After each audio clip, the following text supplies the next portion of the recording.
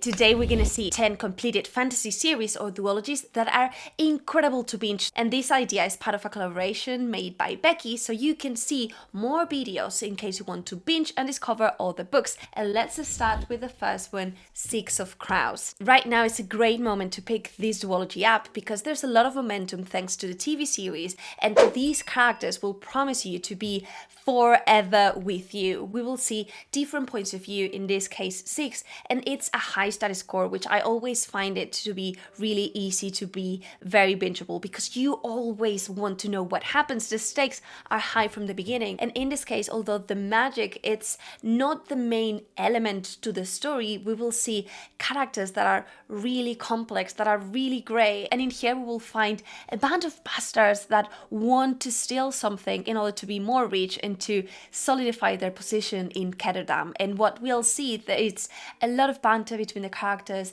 There's going to be a lot of family found vibes, a little bit of a growing up for some characters, this tension, this slow burn. It has such a good blend of tropes that I adore. And let's continue with the bands with the Bone Green Saga Trilogy by Fonda Lee. This is probably the most character-driven trilogy that you'll find in this list. However, I think it's bingeable because the characters are crafted in a way that you will care for them so very deeply. They really feel as real characters and the stakes are high. This trilogy feels supernatural, super realistic, and every time there are twists and turns, there are so many things happening, but at the same time the things move slowly, so this is not super fast-paced, but there are some scenes that just take your breath away and that just make you forget everything outside. I think it's a fantastic read, and in Jade City we'll have at its core a fight between two bands in this city, and we will see how they fight for the control of the Jade, because Jade in this world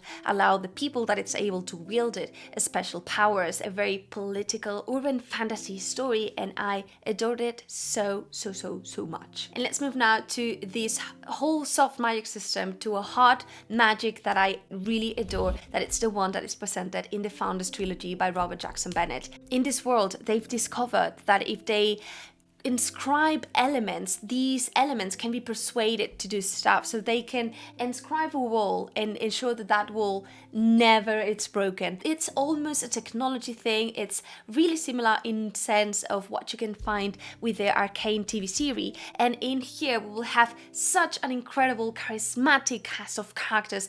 It's again a high status score, and the plot it's so fast. The characters are diverse, are funny, there's also sentient key, so I think this is the perfect series to binge. The first book, it's really fantasy and slowly but surely progresses to being a little bit more towards a sci-fi kind of read, but there's so many good things in here.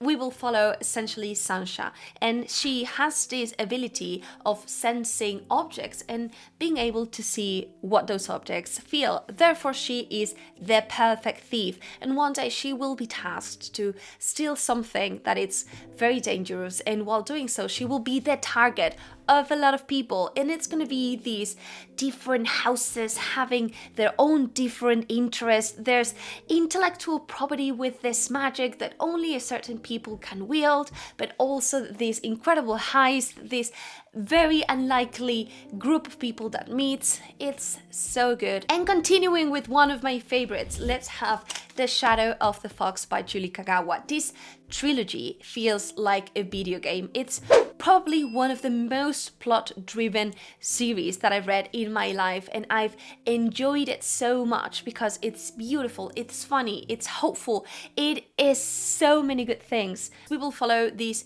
mainly two characters. The first one, it's Akitsune, so she has this mission of taking a sacred piece of a scroll to safety, and then we will also meet this shadow samurai who is very grumpy, and he is also very powerful because he hides a demon. This will be the kind of a story where they meet they go towards an end, this quest, and in that journey they meet people, but it's all about that journey. It feels very whimsical because there's this feudal Japanese setting which I adored, and honestly the descriptions were so beautiful. The characters were so good. I could not put this book down, and also it really packs a punch to the heart. And let's continue now with a duology that it's young adult, but that the premise it's way more oriented to older readers, and that it's The Monsters of Verity by B. Schwab. Now I believe that B. Schwab it's the perfect author to binge. I also really like Vicious, and she has this ability of not only create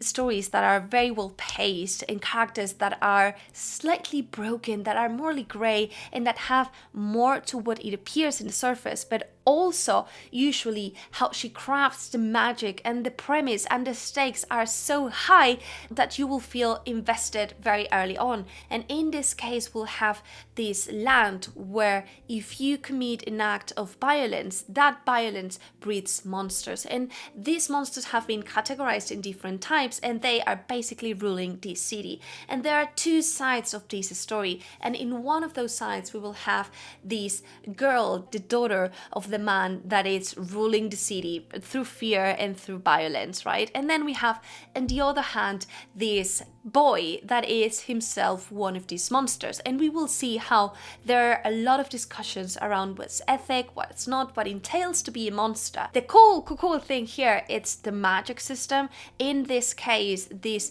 monster it's able to kill by playing the violin, which is extremely unique, and I adored it. And we continue with the unique world building with A Strange to Dreamer by Laini Taylor. This duology, it's way more soft, if you will, and it's slower, but I found myself not being able to put this down, and it's actually the books that made me read again and to rekindle my love for reading. So I cannot really recommend enough, and it will always have special place in my heart. In this case, we'll have the story of a misfit starting a journey to this city called Weep. Weep is the city where all the magic resides, and one day something terrible happened and everyone forgotten that Weep existed. However, our main guy Laszlo, he believed in this city, and one day he will find that people from this city are coming to seek help. This is a balance of being really a sweet read, but at the same time fairly dark. It's a duology that screams read me. And let's change gears a little bit with the next recommendation with